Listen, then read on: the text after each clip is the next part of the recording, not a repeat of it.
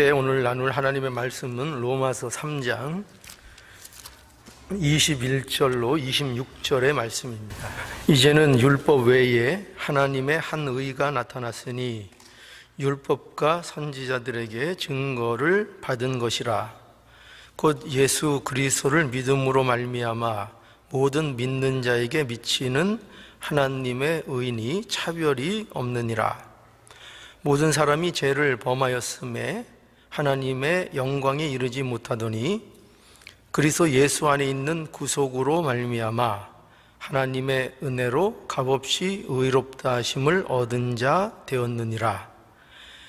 이 예수를 하나님이 그의 피로 인하여 믿음으로 말미암는 화목 제물로 세우셨으니 이는 하나님께서 길이 참으시는 중에 전에 지은 죄를 관과하심으로 자기의 의로우심을 나타내려 하심이니 곧 이때에 자기의 의로우심을 나타내사 자기도 의로우시며 또한 예수 믿는 자를 의롭다 하려 하심이니라. 제가 한 주간 생활하면서 보니까 굉장히 안 좋은 소식들, 우리 신문 기사들을 이렇게 보면은 안 좋은 기사들이 많이 있는데 그 중에서 특별히 이제 제 마음에 좀 거슬리는 일주일 한 주간 내내 좀 마음을 좀 불편하게 했던 그런 기사가 하나 있었습니다. 그게 뭔가 하면은 여러분들도 혹시 보셨을지 모르겠어요. 그거 뭐냐면 한국에서 한 60대 정도 되는 운전 기사 아저씨가 안타까운 죽음을 맞이하는 그런 내용의 기사가 실린 것을 제가 봤습니다. 그 사건의 내용이 어떤 내용인가 하면은 이 운전기사 아저씨가 이제 손님 둘을 태우고 운전을 하다가 심장마비가 이제 갑자기 온 거예요. 그래가지고 이제 심전마비가 오니까 이제 의식을 잃게 되고 이제 아마도 이제 길 가다가 이제 어떻게 이렇게 좀 약간의 충돌로 이제 멈췄던 것 같아요. 그런데 그 사건에서 저를 이렇게 보는데 씁쓸했던 게 뭐냐면 거기 탔던 두 사람이 운전기사를 그냥 내버려 두고 둘이 싹 빠져나와가지고 트렁크에서 골프 세트를 꺼내서 이제 자기들이 원래 목적했던 대로 여행을 이제 갔다는 겁니다.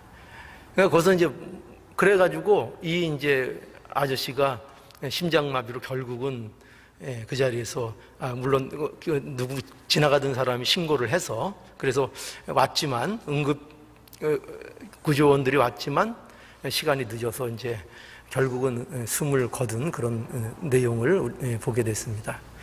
그러니까 여러분 이 내용을 보니까 뭐가 제 마음에 굉장히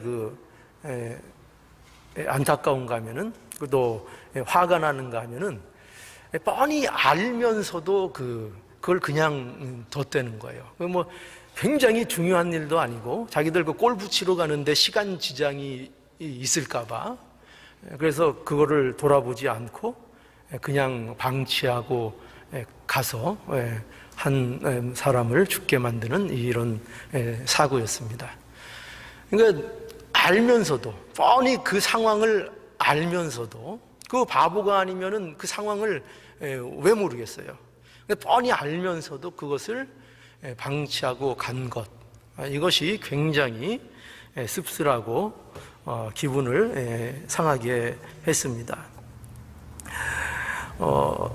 그런데 이처럼 제가 이 얘기를 드리는 목적은 뭐냐면 알면서도 그걸 무시했다는 거죠. 요점은 알면서도 무시했다. 알면서도 마땅히 어떻게 해야 되는가를 알면서도 어떻게 보면 정답을 안다고 봐야 되겠죠. 근데 정답을 알면서도 그것을 무시하고 침묵했다는 사실에 대해서 굉장히 기분이 안 좋았습니다. 그래서 여러분, 이것이 왜 우리의 이 설교 중에 중요한가 하면은 바로 우리 성도들도 이러한 그 침묵을 가지고 있는 것이 아닌가 하는 생각을 하게 되는 겁니다. 왜냐하면 그리스도인이 됐다는 게 뭘까요? 그리스도인이 됐다는 것은 무엇을 얘기하냐면은 사실 이거예요. 답을 안다는 거예요. 그리스도인이 되어서, 여러 가지 그리스도인이 되어서 갖게 되는 특징, 어떤 것들이 있지만 그 중에서 가장 중요한 내용이 하나가 뭐냐면은 그리스도인이 됐으면 그들은 당연히 답을 아는 자들이라는 거예요. 어떤 답을 알고 있죠? 인간의 절망에 대해서, 인간들이 처한 심각한 상황에 대해서, 그리고 그것을, 그런 절망과 그런 상황 속에서 어떻게 벗어날 수 있는가, 그 하나님의 진노를 어떻게 하면 피할 수 있는가, 이것을, 그 정답을 누구보다도 아는 사람이 누군가 하면 그것이 바로 그리스도인들인 거예요. 그렇지 않습니까? 그런데 그 정답을 알매도 불구하고 그것을 침묵하고 그것을 무시하는 그런 모습이 오늘날 우리들의 모습이 아닐까 하는 생각을 하게 되는 겁니다. 그래서 오늘 이 본문에 보면은 그런 의미에서 바울이 외칠 수밖에 없었던 그 내용을 오늘 이 본문이 이제 기록을 하고 있는 겁니다. 그래서 여기 보면은 우리가 21절에 보면은 이렇게 바울이 외치죠. 뭐냐면 21절 우리 한번 볼까요? 자, 이제는 율법 외에 하나님의 한 의가 나타났으니 율법과 선지자들에게 증거를 받은 것이라. 이제 바울은 여기 보니까 그 하나님의 의가 나타났다고 이제 선언을 하는 대목입니다. 하나님의 의가 나타났다. 이 굉장히 그 놀라운 선언이 아닐 수 없습니다. 그런데 여기에서 이 하나님의 의가 뭘까? 이 하나님의 의가 나타났다는데 과연 이것이 왜 중요한가 할 때 우리 한번 그 1장 17절에 가보면 1장 17절 복음에는 하나님의 의가 나타나서 믿음으로 믿음에 이르게 하나니 기록된 바 오직 의인은 믿음으로 말미암아 살리라 함과 같으니라 라고 해서 여기 복음에는 하나님의 의가 나타났다 이렇게 바울이 설명하고 있습니다. 그러니까 복음에는 하나님의 의가 나타났다 하는데 이 하나님의 의가 뭘까 할 때 이거는 우리가 좀 이해가 필요합니다. 이 하나님의 의라는 것은 그 성경에서 얘기할 때 두 가지 의미를 갖는데 하나는 하나님의 본성으로서의 의를 얘기합니다. 그러니까 하나님의 어떤 그 속성을 가지고 있잖아요. 그 하나님의 속성 중에 그 의로움, 공의라는 것이 있죠. 그런데 여기에서 말하는 이 하나님의 의는 그러한 하나님의 속성으로서의 의를 얘기하는 것이 아닙니다. 그런 것이 아니고 여기에서 하나님의 의라는 것은 하나님의 하시는 일로서의 의를 얘기하는 거예요. 그러니까 더 구체적으로 오늘 본문색에서 나오겠지만 이것은 하나님이 하시는 일, 하나님이 그 백성들을 위해서 하나님께서 친히 하나님으로서 하나님다우심을 나타내시는 하나님의 행동, 하나님이 이루시는 일, 그것이 무엇이겠습니까? 그것이 이제 구원이라는 것이죠. 그러니까 여기서 얘기하는 것은 하나님이 구체적으로 죄인된 백성들을 위해서 행하시는 일을 얘기하는 거예요. 거기에는 물론 거기에는 공이라는 것도 포함이 돼 있을 것이고, 거기에는 사랑이라는 것도 포함이 돼 있을 것이고, 여러 가지 하나님에 대한 여러 가지 일들이 포함되어 있지만 그 일을 다 종합해서 여기 하나님의 의라 이렇게 표현하고 있는 것입니다.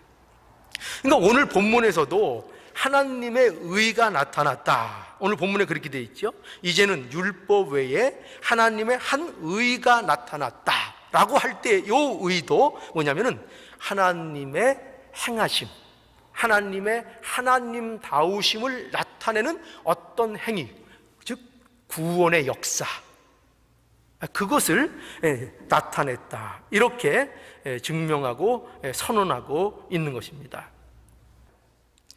여러분, 그 성경에서 우리가 이 성경을 읽을 때에 우리는 여러 가지 성경에서 중요한 단어들을 찾습니다. 그 단어들을 잘 이해해야 성경의 말씀을 제대로 이해할 수 있기 때문이죠. 그래서 우리는 중요한 단어들을 이렇게 찾게 되는데, 그렇게 찾게 되는 단어들은 우리가 익숙한 단어들을 많이 찾습니다. 그래서 예를 들어서 뭐 사랑이라든지 어떤 의라든지 어떤 온유라든지 겸손이라든지 하나님이라든지 이런 어떤 우리가 익숙하고 세상 사람들도 다 좋은 것으로, 가치 있는 것으로 받아들이는 그런 단어들을 우리가 신경 쓸 때가 많아요. 그런데 뜻밖에도 성경에서 강조하고 그 성경의 뜻을 이해하는 데 있어서 가장 중요한 단어가 뭐냐면은 이 접속사를 바로 이해하는 거라는 거예요. 왜 그런가 하면은 여러분, 이거를 잘 이해해서 여러분들이 성경을 봐야 합니다. 왜냐하면 여러분 생각해 보세요. 성경은 성경에 대해서 사람들이 착각하고 보는 사람들이 많아요. 어떻게 착각을 할까요? 성경을 무슨 주문처럼 생각하는 분들이 많아요. 그 말은 무슨 말인가 하면은, 왜 우리가 어떤 그 주문 같은 거 있잖아요. 마술을 일으키기 위해서, 어떤 기적을 일으키기 위해서 사람들이 어떤 만들어낸 그 주문 같은 것들이 있잖아요. 그 주문에는 어떤 문법적인 구조나 어떤 접속사나 어떤 문맥이나 어떤 줄거리가 필요가 없어요. 왜냐하면 그게 주문이니까요. 그러나 성경은 뭐냐면은, 성경은 어떤 주문이 아니라는 거예요. 성경은 내용을 담고 있고, 그 내용을 논리적이고 구조를 가지고 어떤 맥락과 어떤 문장의 연결을 통해서 하나님의 뜻을 전달하는 것이, 이것이 바로 성경에 기록된 하나님의 말씀인 거예요. 특별히 다른 말씀도 마찬가지지만 이렇게 서신과 같은 거는 더욱더 이것이 강조돼요. 그렇지 않겠습니까? 그래서 그 문맥을 잘 이해하는 데 있어서 접속사가 굉장히 중요하고, 이 접속사를 잘못 이해하면은 그 뜻이 완전히 문맥 속에서 잘못 이해돼서 하나님의 뜻을 잘못 이해하게 되는 경우가 굉장히 많게 되는 거예요. 근데 이 한글 성경의 아쉬운 점이 뭐냐면, 바로 이러한 중요한 접속사를 조금 소홀히 했다는 거예요. 그래서 영어 성경에만 봐도 이것이 but now에서 but이 들어가 있어요. 그러나 지금. 그래서 이것이 왜 강조되는가 하면은, 이것을 통해서 과거와 이제까지 인간의 상태와, 그리고 그것으로 인하여 반전되는, 전환되는 전환점을 이 접속사를 통해서 분명하게 우리들에게 제시를 하고 있는 것입니다. 그러니까 만약에 이 위대한 전환점이 없다면은, 만약에 이것이 그러므로라든가 어떤 그런데라든가 라는 다른 것으로 연결이 계속되어지면, 그러면 인간에게 있어서 희망이 없어지는 거예요. 그러나 놀라웠게도 여기에서 이 반전이 등장을 하는 겁니다. 어떻게 해요? 그러나 이제. 자, 왜 이것이 중요합니까? 지금까지 생각해 보세요. 지금까지 바울이 계속 얘기했던 게 뭐예요? 바울이 인간들에 대해서 계속 몰아붙였던 게 뭡니까? 너희는 죄 아래에 있다는 거였죠. 너희는 진노를 피할 수 없었다는 거죠. 계속 절망 가운데로 인간들을 몰아넣었던 것이 바울이 했던 거예요. 절망밖에 없다. 희망이 없다. 너희들은 가망이 없는 자들이다. 자, 그러면 이제 하나의 문제가 생기죠. 뭐냐면 정말 우리에게는 절망뿐입니까? 정말 우리가 뚫고 나갈 길은 없는 것입니까? 우리에게 희망의 메시지는 없는 것입니까? 그때 이제 바울이 이 반전을 얘기하려고, 이 그러나를 얘기하려고 지금까지 어떻게 보면 바울이 준비하고 있었던 거예요. 너희들은 죄인이다. 벗어날 수 없는 극악무도한 죄 가운데 있다. 이것을 빠져나갈 수 없도록, 그 한 사람도 그 범위에서 빠져나갈 수 없도록 계속 몰아쳐서 묶어놓는 거예요. 그래서 한 사람도 여기서 빠져나갈 수 없다.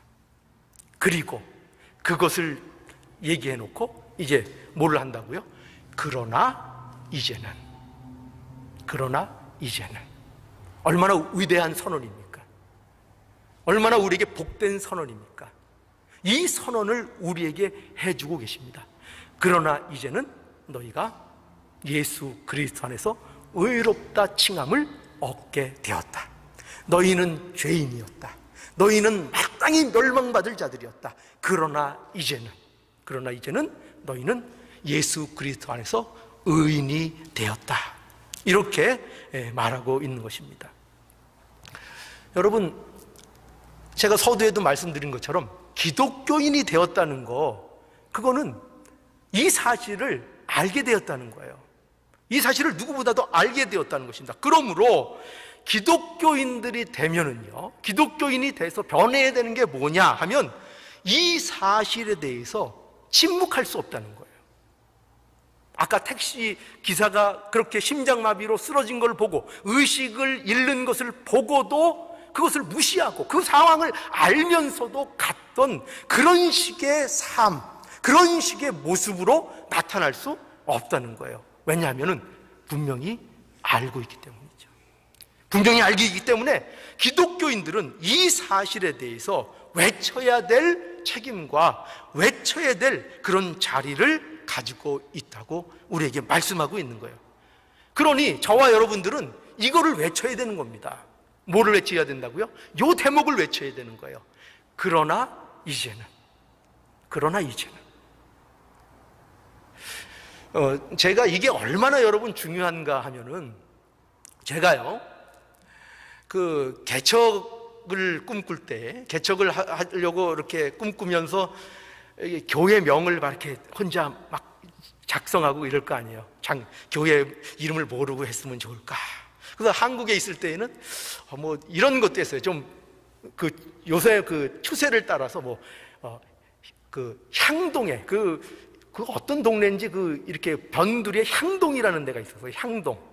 그래서 이 향동 이 마을에 좀 땅을 사가지고 여기 교회를 하나 세우면 좋겠다. 그래서 거기를 이제 가보고 이렇게 하면서 교회 이름을 향동이니까 뭐를 지으면 좋을까 그러다가 요새 그 추세를 좀 따라서 좀 이렇게 좀 아름다운 이름. 그래서 향기 나는 교회.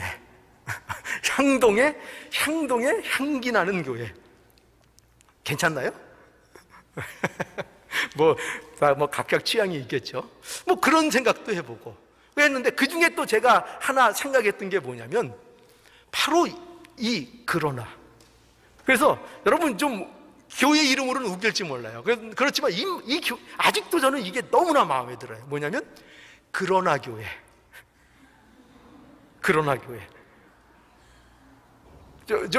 좀 웃긴가요? 근데 이 이름을 가진 교회가 하나도 없어요. 하나도 없고, 그러나 영어로 하면 but now 교회 이렇게 하든지. 네. 근데 이게 굉장히 중요해요. 그러나 이제 우리 교회가, 이 하나님의 교회가 어떻게 해서 존재하는가? 이 그러나 이제 때문에 존재하는 거예요. 저와 여러분들이 어떻게 이 자리에 존재하는가? 그러나 이제 때문에 존재하는 거예요. 그게 없었더라면 우리는 이 자리에 있을 수가 없는 거예요. 그렇지 않습니까? 그러니까 복음에 어떻게 보면 우리 인류의 어떤 운명, 예수 안에서 모든 자들의 운명을 바꿔놓는 그 구절이 그러나 이제인 거예요. 굉장히 좋죠. 그렇게 설명 들으시니까 굉장히 좋죠. 그래서 그러나 이제. 그래서 이제 뭐 개척을 안 하니까 이제 그 이름은 이제 물 건너 갔는데, 예. 그 이름 좀 개척교회 이렇게 하면, 만약에 하나님께서 만약에 그런 교회를 저한테 주신다면은 이제 1순위가 그러나 처치. 예, 만약에 저하고 여러분들 헤어져서 어느 날 이렇게 처치에서 그러나 처치 이런 게 있으면은 제가 했다고. 예, 그러나 이제 그만큼 중요하다는 거예요. 인류의 타락에도 불구하고 절망으로 끝나지 않고 우리가 멸망받아 마땅하지만 그러나 이제는 하나님의 의가 나타났다는 거죠. 하나님의 의가 나타났다. 여러분, 이것을 아는 사람이 기독교인인 것입니다. 이 역사를 아는 것, 이 반전을 아는 것, 이게 기독교인인 거예요. 그래서 이것을 외치는 거고요. 그리고 이것을 알기 때문에 저와 여러분들이 인내하는 겁니다. 여러분, 생각해 보세요. 여러분, 잘 생각해 보세요. 아는 사람하고 모르는 사람하고 누가 더 참아야 될까요? 예? 누가 더 인내해야 돼? 아는 사람하고 모르는 사람하고 말다툼이 붙었어요. 그럼 누가 참아야 될까요? 예? 어른하고 어른 아이는 좀 비유하기가 좀 그렇지만 좀 사리를 잘 분별하는 사람하고 사리를 잘 분별하지 못하는 사람하고 좀 말다툼이 생겼어요. 그러면 누가 인내하고 누가 참아야 될까요? 네, 아는 사람이 참아야죠. 그러니까 천국을 아는 사람하고 복음을 아는 사람하고 영적인 세계와 그 인생의 결국이 어떠함을 아는 사람들하고 모르는 사람들하고 싸움이 붙으면 누가 참아줘야 될까요? 네, 아는 사람이 참아야죠. 알기 때문에 참는 거예요. 모르는 사람은 막 살 수 있어요. 미래가 없는 사람은 막 살 수 있어요. 길거리 지나가다가 어깨를 툭 부딪히면은 막 사는 사람은 그 자리로 싸움이 붙어요. 그러나 미래가 있고 내일을 준비하는 사람은 그거 부딪혔다고 거기서 결판 내려고 싸우지 않아요. 왜? 내일이 있다는 걸 아니까. 아는 사람의 생활의 모습이죠. 우리에게 있어서 안다는 것은 그만큼 우리의 삶을 변화시키는 거예요. 그저 내가 복음을 안다, 우리의 삶이 예수 그리스도 안에서 이제 사망에서 생명으로 건져졌고 그 자리를 옮겼다, 우리는 예전에 우리가 아니다, 하나님께서 그렇게 선언해 주셨다, 그거 이론으로만 알고 그렇게 외치기만 하고 그 아는 것에 대한 삶의 증거들이 안 나오면 곤란하잖아요. 어떤 것으로 나와야 된다고요? 참고 인내하고 관용하고 용서하고 하는 것으로, 그것으로 우리가 우리의 아는 것에 티를 내요. 티를 낸다는 건 좀 표현이 좀 이상하지만 어쨌든 우리가 안다는 것이 그런 것을 통해서 우리의 삶 속에서 더욱더 나타나야 한다는 것이죠. 자, 이것이 하나님의 의가 나타났다는 거예요. 그러나 이제는 여러분, 그래서 성도들, 특히 바울은 이 사실을 너무나도 잘 아는 거죠. 바울에게 있어서 인생은 두 가지예요. 바울에게 있어서 그걸 깨달은 거죠. 어떻게 두 가지입니까? 인생에 있어서 이전과 그 이후가 있다는 거예요. 어떤 이유? 예수님을 만나기 전과 예수님을 만난 후. 바울은 그걸 너무나도 잘 알고 있는 거예요. 그렇죠? 이 세상도, 이 역사도 마찬가지죠. 예수님이 오시기 전과 예수님이 오신 후로 나뉘는 거예요. 이 세상도 그런 거예요. 이 사실이 우리에게 선포되고 있다는 것을 알아야 됩니다. 이것을 성경이 선언하고 있다는 것을 우리가 알아야 됩니다. 이렇게 될 것이다, 너희가 준비해라, 그것도 아니에요. 이렇게 됐으니까 너희가 회개하라, 너희가 믿어라, 그런 내용도 여기는 아니에요. 그런 내용이 아니라 이 내용은 너희가 믿으라고 설득하는 내용도 아니에요. 이 내용은 뭐냐면 단지 선언하는 거예요. 마치 어떤 식으로 선언되는가 하면은 하나님께서 이 우주 만물을 태초에 말씀으로 창조하셨다라고 마치 창세기 1장 1절에 선언하듯이 그 문제는요, 따지고 설득하려고 우리에게 주시는 말씀이 아니에요. 그죠? 그건 설득하려고 주시는 말씀이 아니에요. 이 말씀도 우리가 이제는 하나님의 한 의가 나타났다라는 이 선언은요, 그러니까 뭐 너희가 뭐 믿을래? 안 믿으면 되겠니? 이렇게 설득하고자 하는 얘기가 아니라, 너희들이 믿건 안 믿건, 너희들이 인정하건 안 인정하건 이거는 사실이다. 하나님이 이렇게 하셨다. 너희들이 과거에 죄인이었던 것이 사실이었던 것처럼 오늘날 이제 예수 그리스도 안에서 너희를 구원하신 것이 사실이다. 선언을 해버리시는 거예요. 선언. 이 선언, 이거 굉장한 거죠. 여러분, 이 선언을 우리가 이 선언을 통해서 우리가 어디에 있는지를 알기를 원하시는 거예요. 우리가 어디에 있느냐, 도대체 우리가 어떤 존재냐. 바울은 그래서 이 말씀을 어떻게 보면은 이렇게 강력하게 증거하고 있는 이유 중에 하나가 그걸 거예요. 도대체 하나님을 믿는 자들이 하나님을 믿는다는 것이 무엇인지, 오늘 기도에도 그런 내용 하셨죠. 하나님을 믿는다는 게 뭔지, 도대체 그 신자가 된 자리, 하나님께서 나에게 하신 그 일이 도대체 무엇인지, 그거를 모르는 사람들이 너무 많다는 거예요. 하나님을 찬양하고 예배드리고 뭐 어떤 종교 행위는 많이 하면서도 정작 하나님이 내게 이루신 일이, 내 안에서 만들어내시고 나를 어디에다가 나를 갖다 놓으셨는지, 어떤 자리로 나를 부르셨는지, 나를 어떤 존재로 만드셨는지에 대해서는 잘 모르는, 그걸 이해하지 못하는 그런 자리에 얼마나 많은지 모른다는 거예요. 그래서 오늘 이 말씀 속에서 우리에게 분명히 알라는 거예요. 너희는, 그러나 이제 너희는 예수 그리스도 안에서 의롭다 칭함을 받은 자들이다. 예수 그리스도 안에서 선언되었다. 이렇게 말씀하고 있는 겁니다. 자, 그래서 바울이 이제 하나님의 의를 이제 계속해서 이렇게 이제 22절에는 설명을 합니다. 어떻게 설명하는가 하면 22절에 보면, 이제 21절에서는 바울이 이제 선언을 했어요. 이제는 율법 외에, 여기 율법 외에 이렇게 얘기했는데, 이것은 정확히 어떤 의미인가 하면은, 인간의 행동, 그러니까 인간 쪽에서 만들어내는 것들을 얘기하는 거예요. 여기서 율법이라는 것은요, 그러니까 인간 편에서 내놓을 수 있는 것. 이게 이제 성경에서 유대인들에게 있어서 가장 인간 편에서 내놓을 만한 가치 있는 게 뭐예요? 그들에게 있어서는 율법이었죠. 율법. 그렇죠. 그래서 이 율법이라는 것은 인간 쪽에서 만들어낼 수 있는, 인간 쪽 편에서 행할 수 있는 어떤 인간이 만들어낼 수 있는 의의를 얘기하는 거예요. 인간 편에서 하는 거죠. 그런데 여기 보면은 율법 외에, 그 율법과는 상관없이, 그 율법을 떠나서 하나님의 한 의가 나타났다는 거예요. 그러니까 이거는 뭐예요? 이 반대 개념이겠죠. 어떤 개념? 바로 하나님 편에서의 일인 거예요. 그러니까 하나님의 일, 하나님이 행하시는 일, 그 일이 이제 등장을 하는 거죠.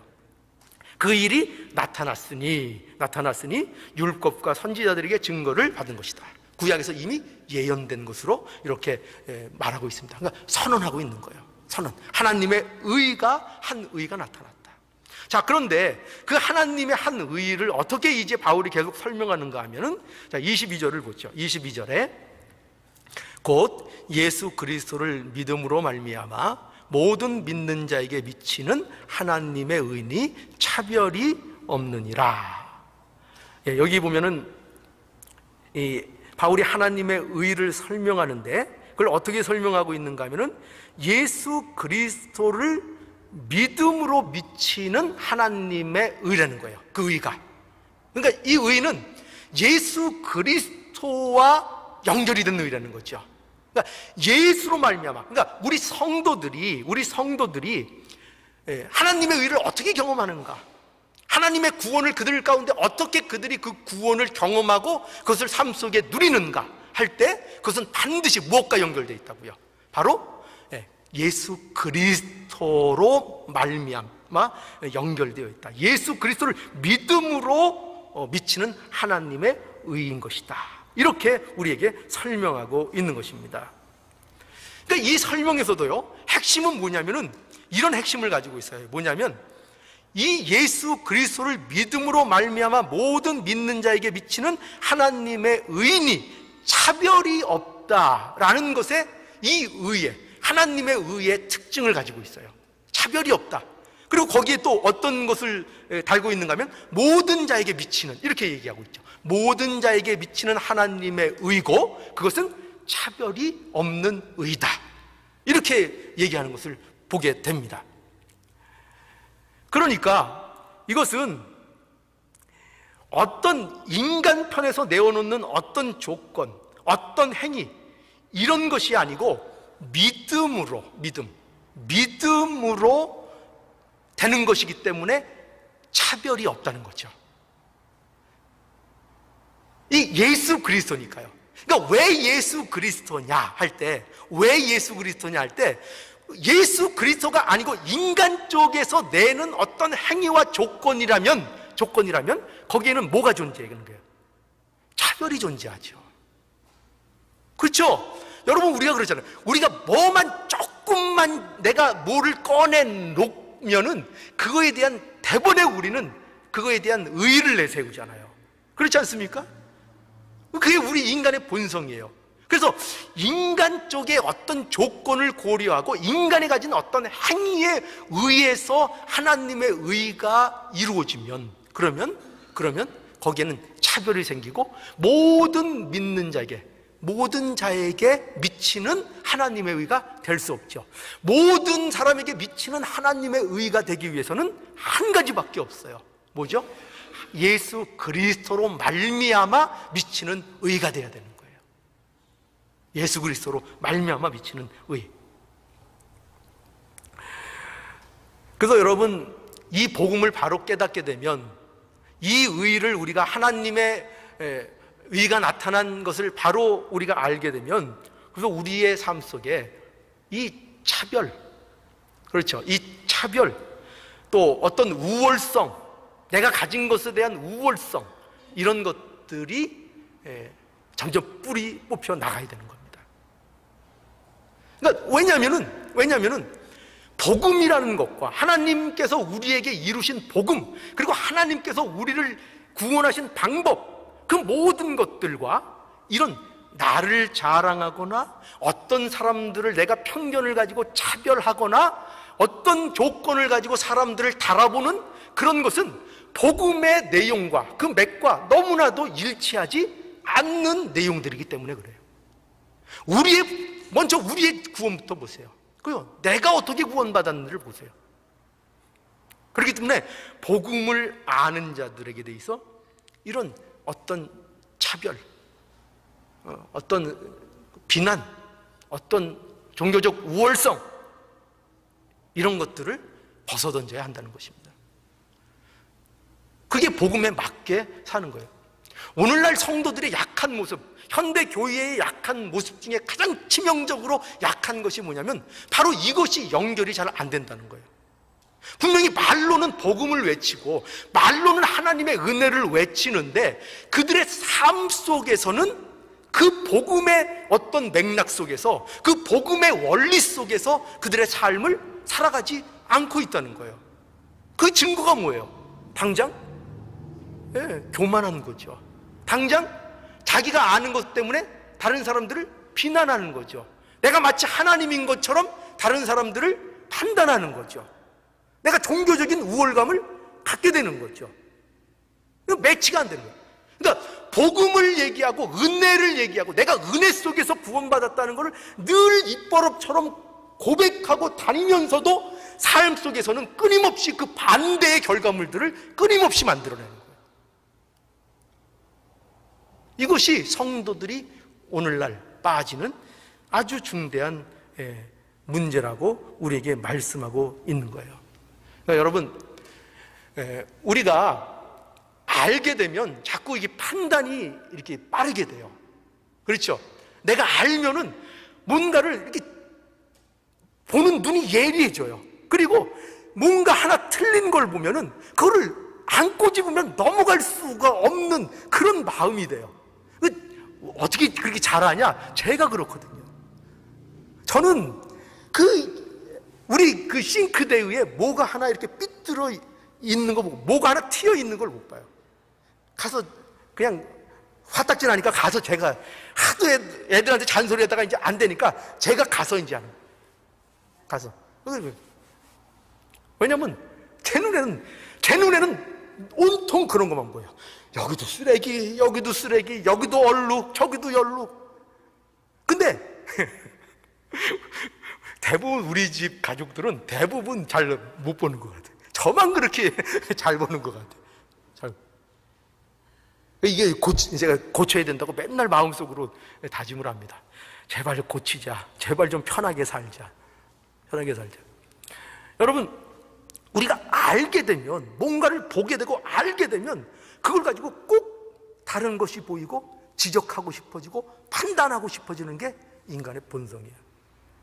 그러나 성경은 그러지 말라는 거예요. 그러지 말라는 거예요. 판단, 하나님의 입장에서 참된 판단은 누가 하실 것인가? 그 신앙에 대한 판단, 그건 하나님이 하실 거예요. 하나님이. 우리가 착각하는 게 뭐냐면 하나님께서 우리에게 판단하는 어떤 은사를 주셨다고 생각하는 거예요. 남을 판단하고 비난하고 남을 고치고 하는 그 은사를 하나님 내게 주셨다고 생각해요. 아니요. 그건 인간의 무기 아니에요. 인간은 하나님 예수 그리스도 안에서 품고 사랑해 주는 거예요. 사랑해 주는 거예요. 그리고 정말 잘못된 문제에 대해서 하나님께서 하나님의 방법으로 언제든지 판단하실 수 있는 분은, 오직 선하신 분은 하나님밖에 없는 거예요. 우리는 판단하지 않아요. 그렇다고 옳고 그른 것을 아무렇게나 해도 된다는 그런 뜻 아닌 거 알죠? 제가 늘 이런 말씀 뒤에는 붙이는 단서가 있어요. 그런 의미 아니라는 거 이제 여러분 아시죠? 그런 의미가 아니에요. 그러나 정말 복음을 알면 이런 판단에서 벗어나는 삶을 살아야 한다는 것입니다. 자, 이제 하나님의 의가 나타난 결과, 우리 23절과 24절을 한번 보죠. 23절과 우리 한번 23절과 24절을 함께 읽어보죠. 자, 이건 뭘 얘기하는 건가 하면은 하나님의 의가 나타난 이제 결과, 그것을 다시 한번 요약하는 겁니다. 자, 함께 읽어보죠. 23절, 24절입니다. 시작. 모든 사람이 죄를 범하였음에 하나님의 영광에 이르지 못하더니 그리스도 예수 안에 있는 구속으로 말미암아 하나님의 은혜로 값없이 의롭다 하심을 얻은 자 되었느니라. 예. 이 23절의 말씀은 이제 앞에 우리가 얘기했던 1장 18절에서 3장 20절까지의 모든 내용을 요약한 내용이라고 볼 수 있어요. 23절의 내용이요. 모든 사람이 죄를 범하였음에 하나님의 영광에 이르지 못하더니, 그런데 똑같이 반복되죠. 그런데 뭐예요? 이제는 어떻게 됐어요? 하나님의 의가 나타나서 24절 그리스도 예수 안에 있는 구속으로 말미암아 하나님의 은혜로 값없이 의롭다 하심을 얻은 자 되었느니라 라고 말씀하고 있는 거죠. 자, 여기에서 우리가 주의 깊게 보고 넘어가야 될 건 뭐냐면 의롭다 하심을 얻은 자가 이제 된 겁니다. 이제는 예수 그리스도 안에서 하나님의 의가 나타남으로 인해서 의롭다 하심을 얻은 자가 되었는데, 그것이 무엇으로 됐다고요? 구속으로, 하나님의 은혜로, 값없이. 그런데 여기에서 우리가 이 값없이라는 것에 우리가 좀 주의를 해야 돼요. 분명히 우리의 구원은 하나님의 은혜로 값없이 된 것입니다. 내가 죄값을 여러분들이 치렀어요, 안 치렀어요? 여러분들이 죄값을 치르셨습니까, 안 치르셨습니까? 여러분들이 안 치렀어요. 여러분들은 이 죄값을 치르지 않았어요. 그래서 우리가 표현하는 대로 공짜로 받았습니다. 선물로, 하나님의 은혜로 받았습니다. 그런데 이 구원이 공짜가 되기 위해서 하나님이 값을 치렀어요. 그 값을 하나님이 치렀어요. 그러니까 그걸 알아야 돼요. 내가 은혜로 구원받았다는 것은 그냥 무조건 공짜로 받았다는 게 아니에요. 그런 의미가 아니고 내가 그 값을 치를 능력이 없어서 하나님이 그 값을 대신 치르셨다. 그게 구속이에요. 예수 그리스도께서 나를 대신하여 내 죄를 지시고 십자가에서 내 값, 죄값을 대신 치르심으로 말미암아 그 구원을 내가 은혜로 받은 거예요. 그래서 우리는 은혜, 구원이 공짜다, 그렇게 해서 얼마나 우리가 그걸 잘못 이해해서 얼마나 구원이라는 것을 가볍게 생각할 때가 많습니까? 공짜야, 그거. 구원이래, 구원. 구원이 얼마야? 10원보다 못한 게 구원이래.